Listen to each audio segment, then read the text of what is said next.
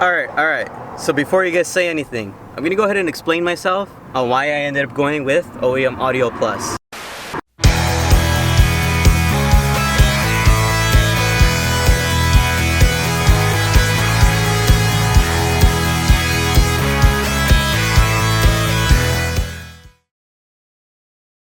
What is up, you guys? Welcome back and welcome if you're new. In today's video, we're going to be installing OEM Audio Plus. I'm going to go ahead and do this really quick since I've already done videos on this. If you do want to see an in-depth install on it, make sure to check out the description box below. OEM killed it on their install video. Towards the end of the video, I'm going to go ahead and give you guys my review and my thoughts on the OEM Audio Plus. So one thing you want to do whenever working with electrical, you want to go ahead and remove the negative of the battery, which is the black one, not the red one. So let's go ahead and remove that really quick with the 10mm socket, pop it off and put it in a safe location so it doesn't pop back up.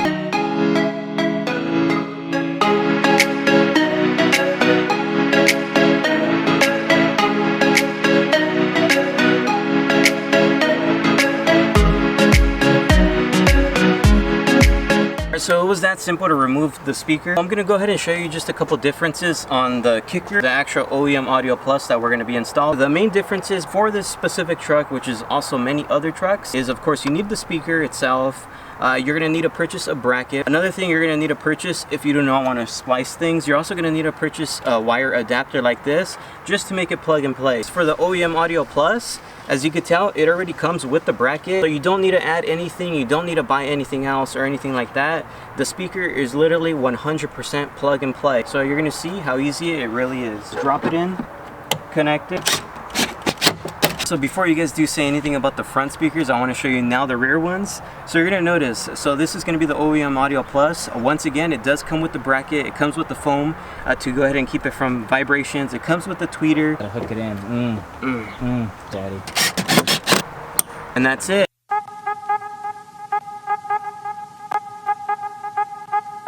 And that's how it's done, boys. All we got to do now is the rear one. Steve is a little slow, but it's basically the same thing. So the way you take it off, you put it back. He's slow. The door's already broken, so it came off easier. Yeah. This guy broke it last time. Alright, so now we're gonna go ahead and do the tweeters. You guys gotta remember, I have a subwoofer right now, so it's gonna be a little bit more steps for me. Let's do it.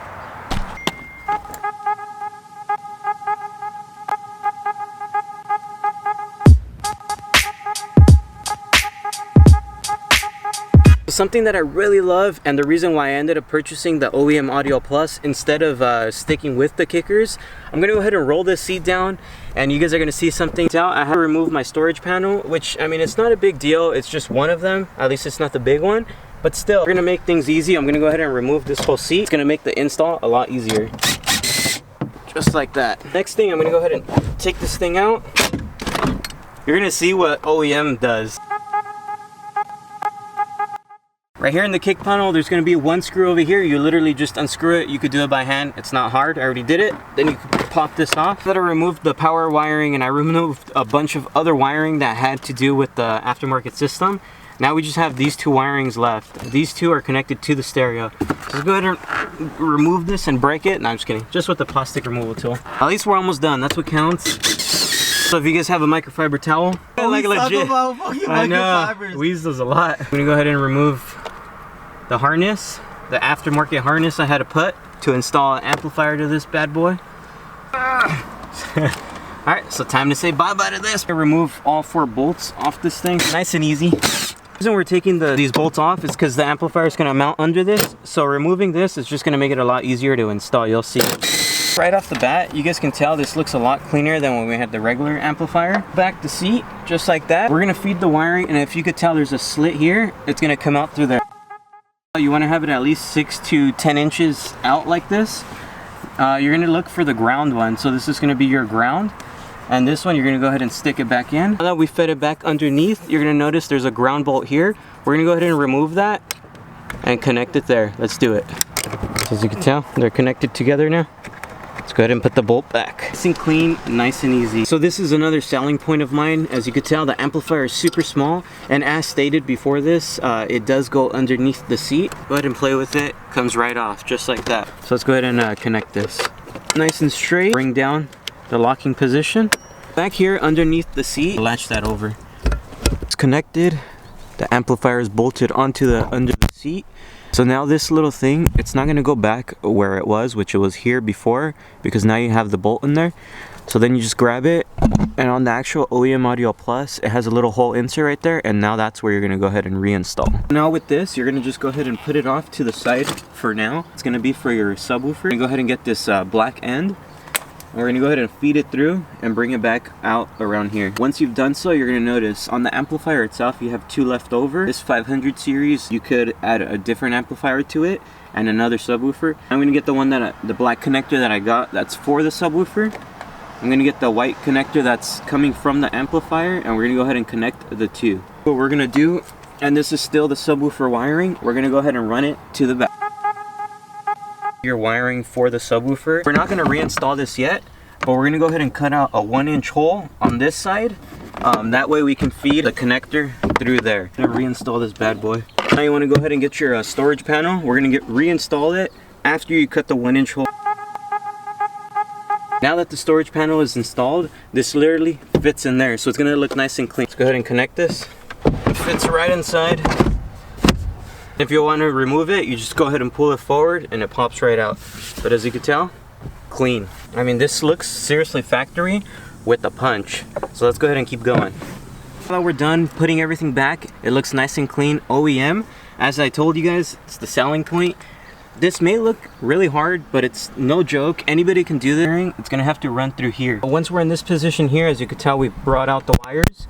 So basically, we're gonna be intercepting signal. So one connection is gonna go connected to the stereo, and we're gonna disconnect one and then connect it onto the amplifier. What we have left now is this yellow wiring, which is gonna be your power cable. So we're gonna go ahead and run it through. In person, you're gonna notice there's a hole going down underneath the floor.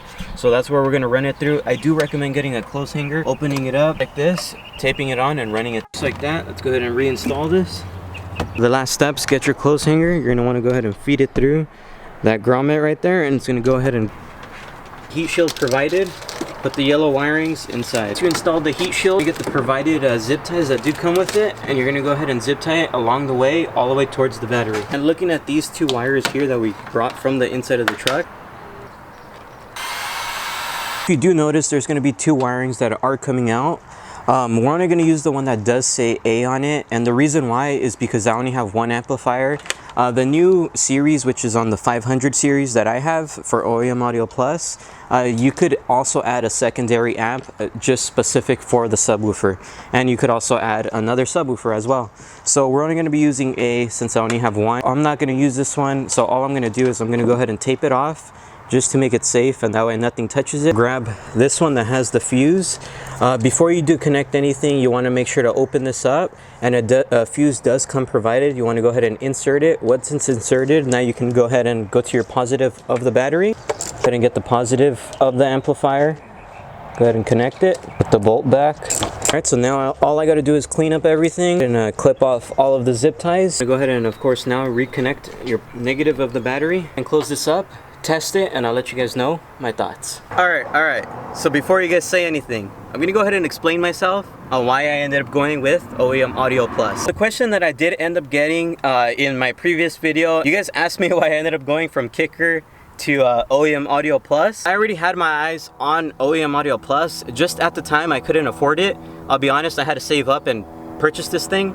So if you do want to check it out, it's in the description box. Honestly, I ended up hearing one of your guys's, yes, a subscriber, ended up showing me their truck that had it, and the way my kicker sounded compared to this, that's what sold me, because that's originally my plan, what I wanted. And you're gonna get my friend Steve's opinion right now on it as well. I'm gonna go ahead and go to his house. He's gonna explain some things on it. It's gonna be awesome getting his reaction on it, because he's heard my kicker sound system, he's heard my truck stock, so it's gonna be good to get a different person's honest opinion on it. If you guys do want to go ahead and listen to it in person, come up to me and ask. I won't bite. If you guys don't like it, you guys don't like it. If you guys like it, you can join the club. Alright, so let's go ahead and get to Steve's reaction. Peace. Alright, now we're back at Steve's house. We're gonna go ahead and get his reaction. Before I do that, I did want to mention one more thing. I'm sorry.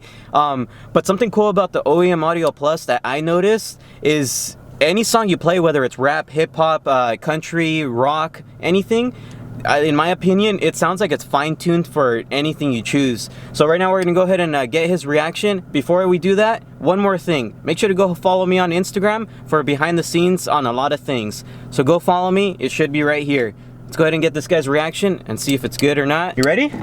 Yeah. Alright guys, so I have heard Jesse's system when it was stock, like straight from the factory Tacoma settings. I've heard his kicker. I was there when we put it all together. And now I'm listening to this. Do it.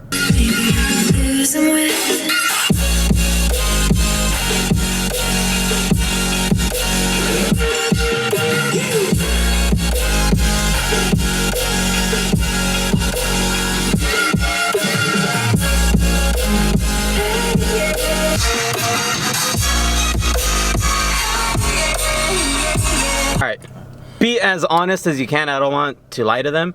So if you don't like it, you don't like it. If you like it, you like it. Just be as honest as you can, please.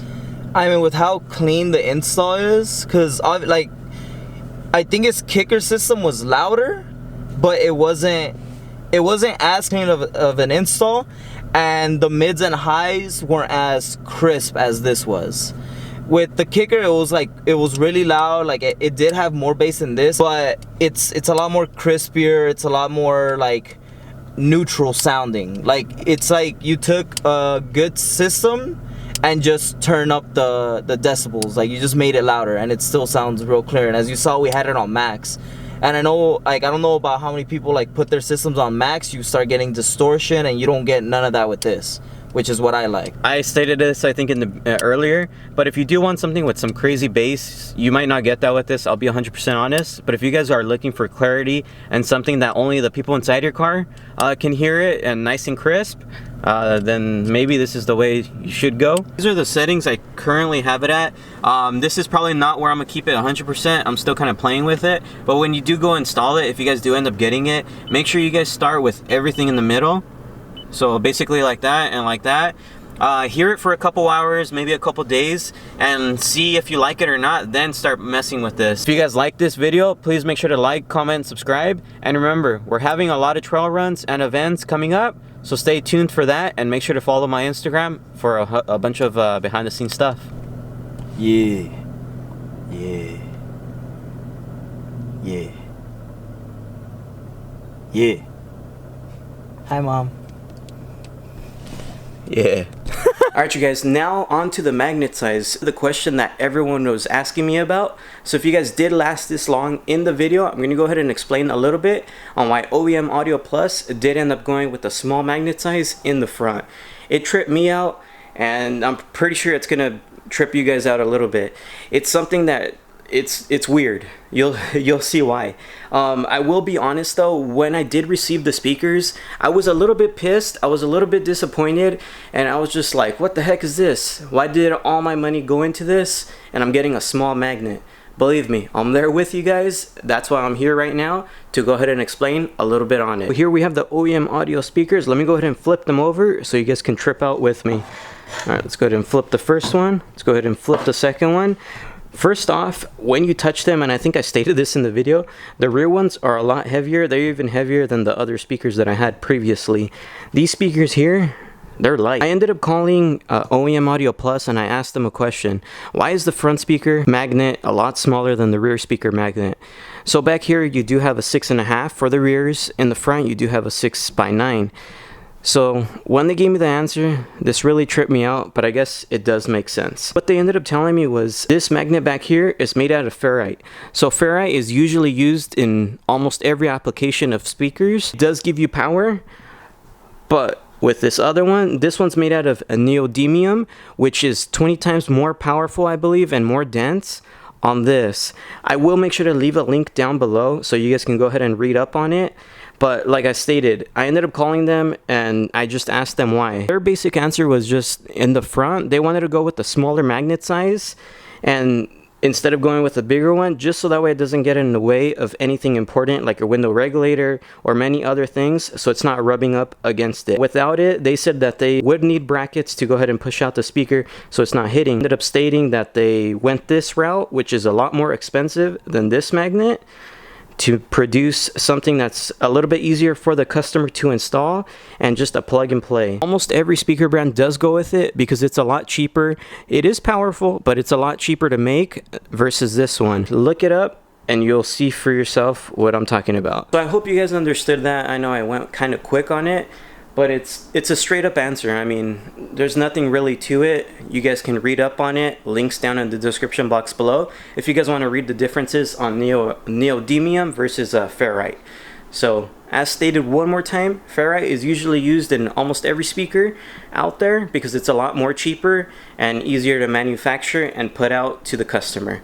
As far as neodymium, it's a little bit more on the expensive side and takes a little bit longer to produce, but it does put out more power, 20 times more than this one. So just take that into account before you guys say anything or think anything. If you guys do want to go ahead and purchase yours, it's going to be also in the description box below. And just remember, they do have different packages that you guys can look up and purchase. It's all there. See you guys next time. Please make sure to like, comment, and subscribe.